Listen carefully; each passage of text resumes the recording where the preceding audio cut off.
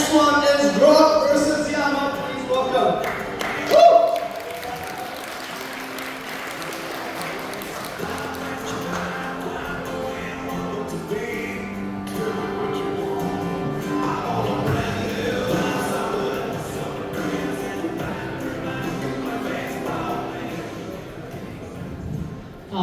So hi everyone, I'm Kathy from Aura. So just a disclaimer before I even start the presentation. I am a team member of Aura. So this submission is purely for the community award. I'm not applying for our own bounties. So don't worry if you're building on Aura. So yeah, Grok versus Llama. If you have realized around, I think a week ago on the 17th, X has open sourced its Grok model. It's huge, it's 3 billion parameters. They claim to be the best of open source LLMs out there, but is it true? Right, so first of all, it's 300 billion parameters, so most of you probably haven't tried it out. So that's where this battle comes in. It's like, how do we actually track these kind of like glitches or bugs in LLM, right? Glitches typically means that they're just not really responding to your prompt. So this solution or this, I guess like application is built upon Aura's on-chain AI Oracle. So right now we have Grok, Llama, as well as Stable Diffusion being offered. It will be opened up to the mainnet soon. So if you're really eager to play with Grok, you can do so. But here there's a very simple prompt, which is just like, give me 10 date night ideas for me and my partner. And if you use Grok for it, it actually glitches. So let's see what it says. It says something like, basically it's still in like COVID era, right? You ask for date night ideas and then you're like, I'm not sure if you have heard, but there's actually a pandemic going on.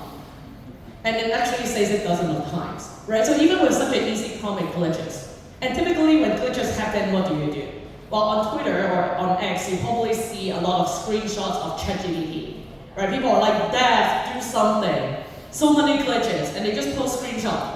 But this is not a really good like end-to-end solution to it, right? A better solution is, what if I have a verifiable way of saying, hey, I made this inference. I give this prompt, this is how it glitched, and well, pay me for finding this bug for you. And hence this is where Llama comes in.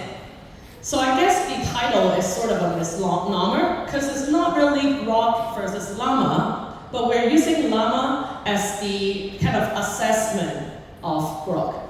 So what I've done is I did a little of prompt engineering, where I told Llama to only answer yes and no, and I give it the prompt and the response that I got from Grok.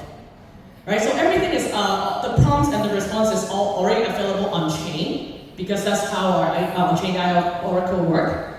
And then I'm taking that, appending with the prompt engineering, and then fitting it to Llama. Right, so in reality, this happens in the smart contract, but I just want to show you that with Llama, with this prompt engineering, Llama will give a very simple answer of no or yes.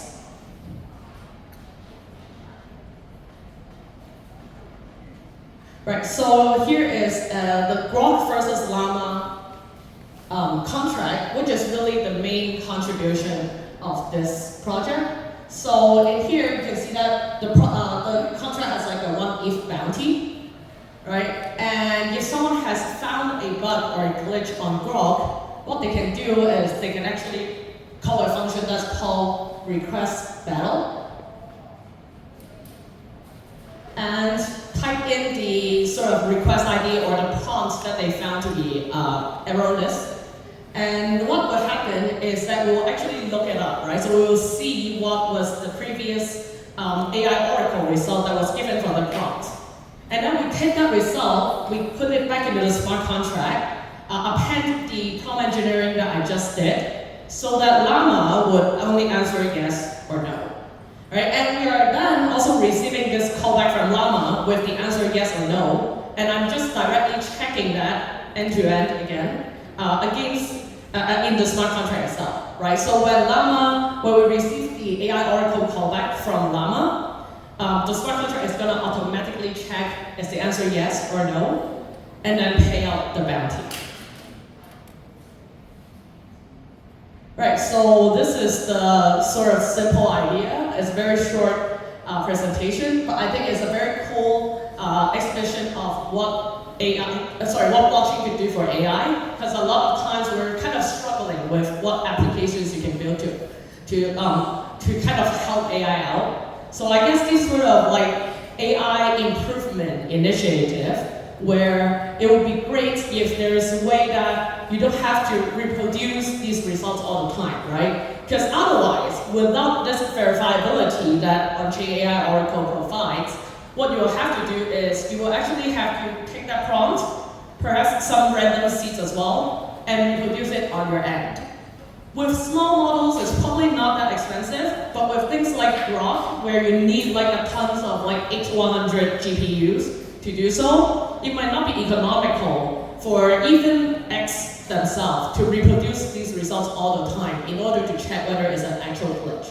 Right? So here is a verifiable end-to-end solution where you have a glitch, you submit it, you will receive a bounty, and there's no like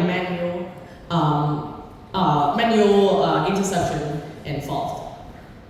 So yeah, so that's what I built, and open up to any questions. Alright, any questions? Let's kick.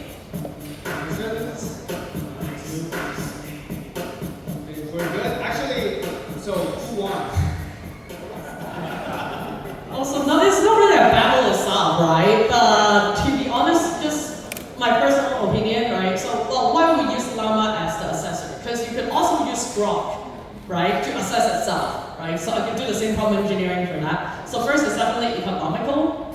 And second of all, at least from my experience right now, Llama is a little bit easier to prompt engineer than Grok. So Grok is definitely more glitchy at the moment.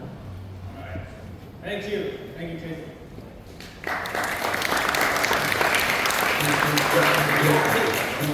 Next up, ETHTaipei.